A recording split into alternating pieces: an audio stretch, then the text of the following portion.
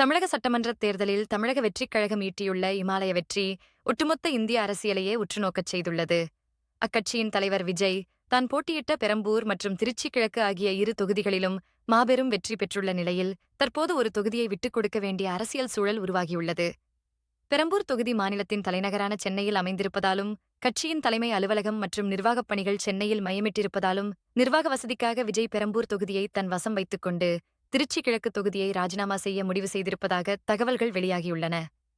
இந்த முடிவைத் தொடர்ந்து திருச்சி கிழக்கு தொகுதிக்கு நடைபெறப்போகும் இடைத்தேர்தலில் கட்சியின் வேட்பாளராக யார் களம் இறங்குவார் என்ற எதிர்பார்ப்பு தமிழகம் முழுவதும் பேசுபொருளாக மாறியுள்ளது.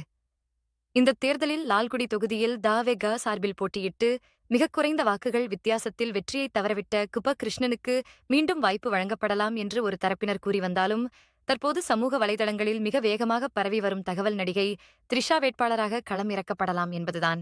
ஒரு நட்சத்திர அந்தஸ்துள்ள வேட்பாளராக த்ரிஷாவை களமிறக்குவது கட்சியின் செல்வாக்கை தக்கவைக்க உதவும் என்பது த.வெ.க. தலைமையின் கணக்காக இருப்பதாக கருதப்படுகிறது. விஜயுடன் பல படங்களில் இணைந்து பணியாற்றியது முதல் அவருடைய அரசியல் பிரவேசத்தின் போது வெளிப்படையாக தனது ஆதரவை வழங்கியது வரை விஜயின் நம்பிக்கைக்குரிய ஒருவராக த்ரிஷா அரசியலில் அடையாளப்படுத்தப்படுகிறார்.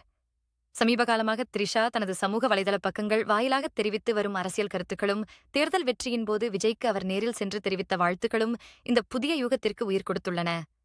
த்ரிஷா வேட்பாளராக களமிறக்கப்படுவதற்கு பின்னால் உள்ள மிக முக்கியமான காரணங்களில் ஒன்று அவருக்கு பெண்கள் மற்றும் இளைஞர்கள் மத்தியில் உள்ள அபரிமிதமான செல்வாக்கு. தமிழக அரசியலில் எப்போதும் ஒரு முக்கிய வாக்கு வங்கியாக விளங்கும் பெண்களின் ஆதரவை திரட்டுவதற்கு த்ரிஷாவின் வருகை பெரும் பலமாக இருக்கும்.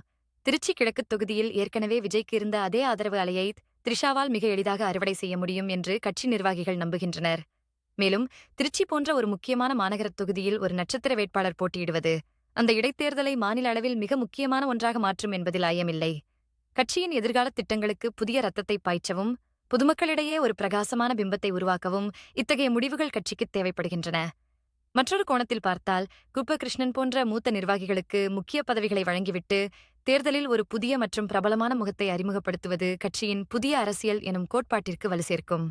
விஜயின் அரசியல் நகர்வுகள் ஒவ்வொன்றும் மிகவும் கவனமாக திட்டமிடப்பட்டு வருவதால் திருச்சி கிழக்கு தொகுதியில் த்ரிஷாவின் வருகை என்பது ஒரு சாதாரண தேர்தல் போட்டியாக மட்டும் இல்லாமல் த.வெ.க.வின் பலத்தை மீண்டும் ஒருமுறை நிரூபிக்கும் வாய்ப்பாகவும் பார்க்கப்படுகிறது. இப்போதே திருச்சி கிழக்கு தொகுதி மக்கள் மற்றும் சமூக வலைதளவாசிகள் மத்தியில் இந்த செய்தி பெரும் விவாதங்களை கிளப்பியுள்ள நிலையில் கட்சியின் அதிகாரப்பூர்வ அறிவிப்பு வெளியானால் அது தமிழக அரசியலில் ஒரு புதிய திருப்பத்தை ஏற்படுத்தும் என எதிர்பார்க்கப்படுகிறது.